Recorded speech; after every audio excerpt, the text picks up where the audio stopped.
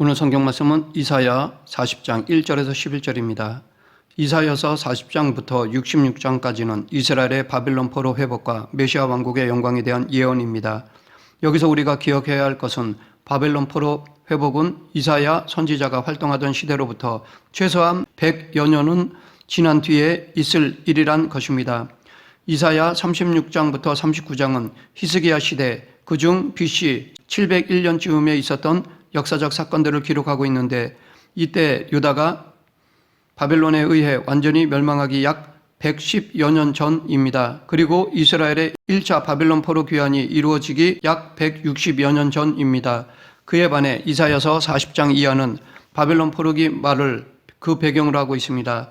따라서 이사야서 40장 이후의 말씀이 아무리 이사야 말년에 주어진 것이라 해도 최소한 100년이 지나 일어날 일에 대한 예언인 것입니다. 그런데 이사야서 40장 이하의 내용은 마치 이사야가 당시를 살았던 사람처럼 여겨지게 합니다. 즉 이사야가 직접 보고 느낀 것을 말하는 것처럼 보여집니다. 특히 44장 28절과 45장 1절을 보면 바벨론을 멸망시키고 이스라엘의 포로 귀환 칙령을 발표하게 될 페르시아 제국의 건설자 고레스의 이름까지 언급되어 있습니다.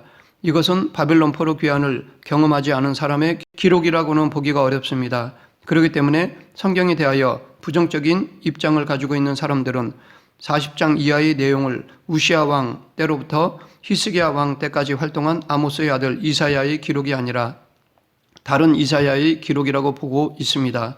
즉 40장 이하의 기록은 바벨론 포로 귀환을 경험한 사람이 기록한 것이라는 것입니다.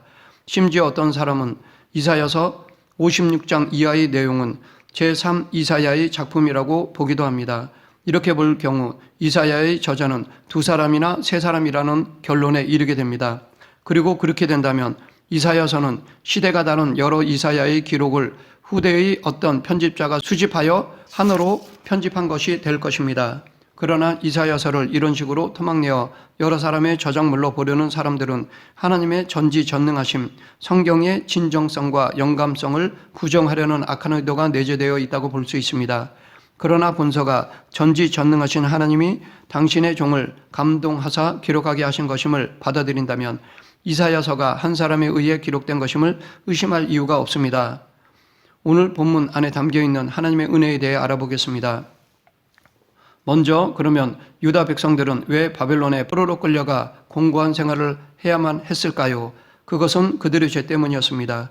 하나님은 공의로우신 분이십니다. 그래서 죄를 지은 자를 결코 용납하시지 않습니다. 그것은 당신의 백성이라도 마찬가지입니다.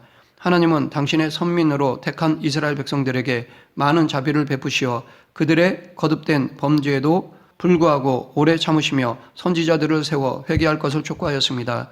그리고 그들이 회개하면 용서해 주셨습니다. 그런데 유다 백성들은 세월이 흐르면서 점점 더 그 마음이 완악하여졌고 그로 말미암아 선지자들의 회개 촉구에도 불구하고 마음을 강팍해 하여 회개하지 않았습니다. 심지어는 회개를 촉구하는 하나님의 선지자들을 핍박하고 죽이는 패역한 일까지 저지르기도 하였습니다. 그러하기에 하나님은 더 이상 그들의 죄를 간과하지 않으시고 바벨론을 도구로 삼아 그들을 치게 하심으로 포로로 잡혀가게 하신 것입니다. 그런데 오늘 본문에서 하나님은 그처럼 당신의 심판으로 고통 가운데 있는 유다 백성들을 위로할 것을 명하셨습니다. 이것이 의미하는 바는 물론 하나님은 당신의 백성이라도 죄에 대하여는 징계하시고 심판하시기도 하시지만 단지 징계하고 냉정하게 돌아서서 모른 채 하시는 분이 아니라는 것입니다. 마치 부모가 자녀가 잘못했을 경우 바른 길을 걷게 하기 위해 매를 대는 것과 같습니다. 그리고 다시 사랑으로 품어주는 것과 같습니다. 이처럼 하나님은 자기 백성들의 죄에 대해 징계하시지만 그보다 더 큰 긍휼과 사랑, 자비로우심으로 안아주시는 분이십니다. 하나님이 당신의 백성을 위로하라라고 말씀하신 이유는 유다 백성들의 노역의 때가 끝나 그 죄악이 사함을 받았기 때문입니다. 즉 하나님의 징계의 기간이 끝났기 때문입니다. 여기서 노역의 때란 죄를 짓고 감옥에 갇혀 지내는 기간을 말하는데 유다 백성들로 하여금 바벨론에서 포로 생활을 하도록 정하여 두신 기간을 말합니다. 우리가 주의해서 봐야 할 것은 하나님께서는 유다 백성들을 징계하심에 있어서 그 징계의 기한을 미리 정하여 두셨다는 것입니다. 하나님은 자기 백성들을 징계하실 때 아무렇게나 징계하시지 않습니다. 하나님은 자기 백성에 대한 징계의 기한을 명시적으로 정하여 두십니다. 그 기간은 유다 백성들이 자신들의 죄를 회개하며 돌아오는 기간이었습니다. 또한 이렇게 기한이 명확하게 정해져 있다는 것은 그 징계의 목적 또한 명확하다는 것을 보여줍니다. 그것은 그들로 자기 죄를 회개하여 당신의 거룩에 합당하게 되는 것입니다. 이 목적이 이루어지는 것 이상으로 징계의 기간을 길게 하시지 않습니다. 또한 반대로 그 목적을 이룰 수 없도록 그 기간을 단축하시지도 않습니다. 그러하기에 하나님은 이사야 선지자에게 그의 모든 죄로 말미암아 여호와의 손에서 벌을 배나 받았느니라 라고 말씀하신 것입니다. 즉 그들의 죄에 상응하게, 그리고 그들이 자기들의 죄를 회개하며 거룩하게 되기에 충분할 만큼 징계를 받았다는 것입니다. 바로 여기에 우리가 하나님의 징계 중에도 소망을 잃지 않을 이유가 있는 것입니다. 또한 하나님의 징계 중에 인내해야 할 이유가 있는 것입니다. 3절 외치는 자의 소리여 이르되 너희는 광야에서 여호와의 길을 예비하라. 사막에서 우리 하나님의 대로를 평탄하게 하라. 이것은 당시 왕이 어느 지역을 행차할 경우 전령이 앞서가서 왕의 행차를 외쳐서 알려 왕이 탄 마차가 지나가기 쉽도록 그 지역의 사람들을 불러 모아 도로를 고쳐 평탄하게 하였던 것을 비유한 권고입니다. 이것은 1차적으로는 유다 백성들을 향하여 회개를 통하여 그들을 바벨론 포로에서 해방시킬 구원자요 그들의 참된 왕이신 하나님을 영접하기를 준비하라는 권고입니다. 그런데 신약 성경의 복음서를 보면 모든 복음서의 기자들은 이 외치는 자의 소리를 만왕의 왕으로 오실 예수 그리스도의 길을 예비하기 위하여 사람들에게 세례를 베풀며 회개를 외쳤던 세례 요한에게 적용시키고 있습니다. 그러하기에 이 말씀은 앞으로 죄에서 구원하기 위해 오실 만왕의 왕 예수 그리스도의 사역과 그 길을 예비할 세례 요한의 사역을 예언한 것이라고 하겠습니다. 4절 골짜기마다 도두어지며 산마다 언덕마다 낮아지며 고르지 아니한 곳이 평탄하게 되며 험한 곳이 평지가 될 것이요. 이것은 1차적으로는 외치는 자의 소리를 들은 유다 백성들이 그들을 구원하기 위해 임하실 하나님을 영접하기를 준비될 것임을 예언한 것입니다. 더 나아가서는 신약의 세례 요한의 회개의 사역으로 말미암아 사람들이 회개함으로써 그리스도를 영접하게 될 것임을 예언한 것이기도 합니다. 여기 골짜기는 말 그대로 움푹 패여 사람이 다닐 수 없는 곳을 지칭하는 것으로 영적으로 깊은 죄악에 빠져 어둠 속에 생활하는 자들의 상태, 고난과 슬픔 속에 낙담하고 절망과 침체에 빠진 자들의 상태를 가리킵니다. 또한 삶과 언덕은 하나님 앞에서 높아진 인간의 교만한 심령을 가리킵니다. 그리고 고르지 아니한 곳은 마음이 거짓된 자, 위선으로 가득한 자를 가리킵니다. 마지막으로 험한 곳은 여러 산들이 몰려있는 상태를 나타내는 말로써 사람들이 가까이 하기 힘든 곳, 열매 맺는 일이 어려운 상태의 땅을 나타낸 것입니다. 이것은 결국 다른 이들과 불화하고 아무런 선한 삶의 열매를 맺을 수 없는 상태입니다. 이 말씀은 인류의 구원을 완성하기 위해 다시 오실 그리스도의 재림을 앞두고 있는 지금 우리가 준비해야 할 것이기도 합니다. 즉 본절에 언급된 네 가지는 다시 오실 그리스도를 영접하는데 합당치 못한 삶의 자세를 알 수 있습니다. 과거 외치는 자였던 세례 요한의 선포를 듣고도 그리스도를 영접하지 못하고 결국 그분을 배척함으로 구원의 기회를 놓쳤던 종교 지도자들처럼 오늘날 우리도 예수 그리스도를 모실 준비를 갖추지 못한다면 그들과 똑같은 결론에 처하게 될 것입니다. 6절에서 하나님께서는 외치는 자에게 또다시 외칠 것을 명하셨습니다. 이번에 주신 명령은 앞 1절부터 5절의 의미와 관련해 잊지 말아야 할 중요한 가르침입니다. 즉 3절부터 5절에서는 유다 백성들에게 여호와의 임재를 외치라는 것이었다면 6절부터 8절에서는 여호와의 절대 주권과 그 말씀의 영원성을 외치라는 것이었습니다. 8절 풀은 마르고 꽃은 시드나 여호와의 기운이 그 위에 붐이라. 이 백성은 실로 풀이로다. 여기서 인간과 하나님의 말씀이 선명하게 대조되고 있습니다. 모든 육체는 풀과 같아서 금방 시들어 버릴 것이라는 것입니다. 반면에 여호와의 말씀은 영원히 시들지 않고 영원 무궁히 그 능력을 발할 것이라는 것입니다. 이 말씀은 하나님께서 바벨론을 멸망시키고 바벨론에서 포로 생활하던 이스라엘 백성들을 해방시킬 것이라는 하나님의 약속의 확실성을 비유한 것입니다. 동시에 이는 풀과 같이 허무한 인생이 그 허무함을 극복할 수 있는 길을 제시한 것이기도 한 것입니다. 즉 영원한 하나님의 말씀을 의지하는 자는 인생의 허무함을 극복할 수 있다는 것입니다. 베드로는 베드로전서 1장 24, 25절에서 이 말씀을 인용하여 그러므로 모든 육체는 풀과 같고 그 모든 영광은 풀의 꽃과 같으니 풀은 마르고 꽃은 떨어지되 오직 주의 말씀은 세세토록 있도다 하였으니 너희에게 전한 복음이 곧 이 말씀이니라 라고 하였습니다. 이렇게 두 가지 개념을 대조시킴으로써 나타내고자 하는 진정한 의미는 그의 백성을 구원하시겠다는 여호와 하나님의 말씀은 반드시 성취될 것이란 것입니다.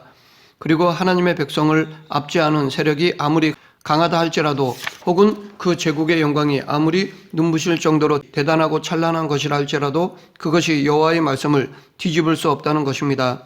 오히려 여호와 하나님의 기운이 불기만 하면 무너지고 말 것이라는 것입니다. 그러하기에 하나님의 백성은 어떠한 상황에 처하든지 하나님께서 그의 신실하심을 따라 반드시 자신들에게 은혜를 베푸실 것을 의심해서는 안 될 것입니다. 또한 영원히 변치 않는 여호와 하나님을 의지함으로 굳건히 서야 할 것입니다. 또한 하나님의 말씀을 붙들고 그 말씀에 자기의 전 존재를 의탁하는 자는 허무하게 사라지지 않습니다. 하나님의 말씀이 그 안에 영원히 시들지 않는 생명을 주기 때문입니다. 그래서 바울은 고린도후서 4장 16절에서 우리가 낙심하지 아니하노니 겉사람은 후패하나 우리의 속은 날로 새롭도다 라고 하였습니다. 하나님의 말씀을 붙들고 거기에 자신의 전 존재를 맡기고 그것으로 그 중심을 세우는 사람은 비록 육체는 시들어가고 그 영혼은 시들어간다 해도 그 속은 하나님의 말씀에서 비롯되는 시들지 않는 생명으로 인하여 날로 새롭게 됩니다. 따라서 하나님의 말씀을 붙드는 자에게는 인생의 허무함이 없습니다.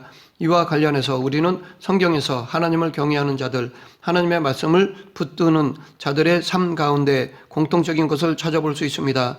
그들의 삶은 대부분 여러 가지 질고와 어려움, 수많은 고난과 고초를 겪는 삶이었습니다. 그들의 인생은 다윗이 지적한 것처럼 사망과 한 걸음뿐인 사망의 음침한 골짜기를 걷는 삶의 연속이었습니다. 사도 바울이 지적한 것처럼 마음의 사형 선고를 받은 것과 같은 삶의 연속이었다고 할 수 있습니다. 그러나 그들에게 닥치는 고난 그리고 목숨을 위협하는 위기가 닥치고 실제 죽음의 상황에 직면하면서도 그들은 결코 좌절하지 않았습니다. 오히려 더 큰 소망과 확신 가운데 살았습니다. 이들이 이렇게 당당할 수 있었던 것은 사망까지도 능히 흔들지 못할 견고하고 확고한 하나님의 말씀에 대한 확신이 있었기 때문이었습니다. 마지막으로 9절 이하 11절까지의 내용은 아름다운 소식을 전하는 자를 향하여 여호와 임재와 인도가 재개된다는 기쁜 소식을 전하라는 명령입니다. 즉 포로에서 귀환하여 예루살렘으로 돌아가게 될 것이라는 소식입니다. 여기서 아름다운 소식을 전하는 자를 향하여 세 가지 명령이 주어지고 있습니다. 첫 번째는 높은 산에 오르라 라는 것입니다.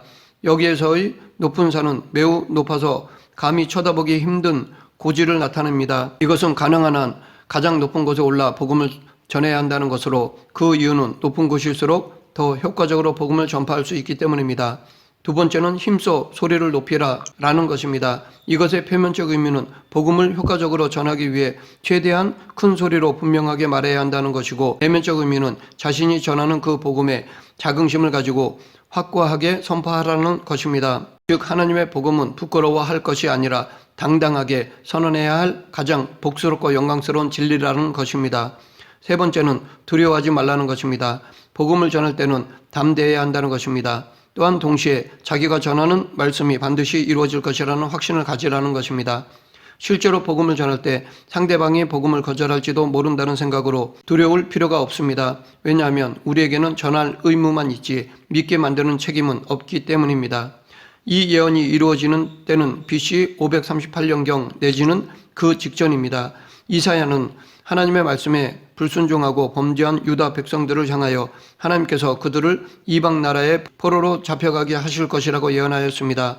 또 이사야서 39장 말미에서 히스기야의 자손들이 바벨론의 포로로 사로잡혀가게 될 것임을 예언하였습니다. 그리고 훗날 예레미야는 선민의 바벨론 포로 기간이 70년이 될 것이라고 예언하였습니다. 결국 이 예언대로 유다 백성들은 BC 605년 1차 포로를 시작으로 BC 586년 3차 포로까지 3차례에 걸쳐 바벨론으로 포로로 끌려가게 되었으며 1차 포로를 기점으로 약 70년간을 바벨론의 포로로 잡혀 있게 되었습니다. 그리고 하나님께서 당신의 백성을 구원하기 위한 도구로 세워진 페르시아의 고레스 왕이 BC 539년에 바벨론을 정복하고 BC 538년에는 포로에서 귀환을 선포함으로써 유다 백성들은 바벨론 포로 생활을 청산하고 고국으로 귀환할 수 있게 된 것입니다. 한편 본 단락의 예언은 1차적으로는 구약 선민 이스라엘의 바벨론 포로 해방과 귀환을 확증하는 예언이지만 궁극적으로는 구약 선민이 예표하는 신약 성도들이 예수 그리스도의 구속 사역으로 말미암아 죄의 억압으로부터 해방되어 참된 자유를 누리게 될 것과 나아가서는 장차 예수 그리스도의 재임 때에 구원받은 모든 성도들이 영원한 하나님 나라에 들어가게 될 것을 예언한 것이기도 합니다. 말씀을 맺겠습니다. 하나님은 아무리 극심한 고난, 아무리 절망적인 상황, 처절한 재난 중에 있다 해도 우리를 능히 구원하실 수 있는 분이십니다.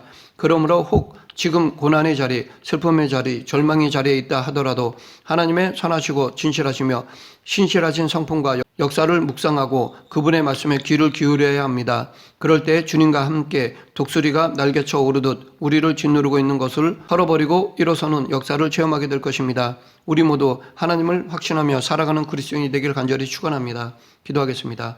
생사화복을 주관하시는 하나님 아버지, 어떠한 상황과 여건 속에서도 우리를 향한 하나님의 사랑을 의심하거나 축소시키지 않는 믿음의 종들이 되게 하여 주시옵소서. 예수님 이름으로 기도드립니다. 아멘.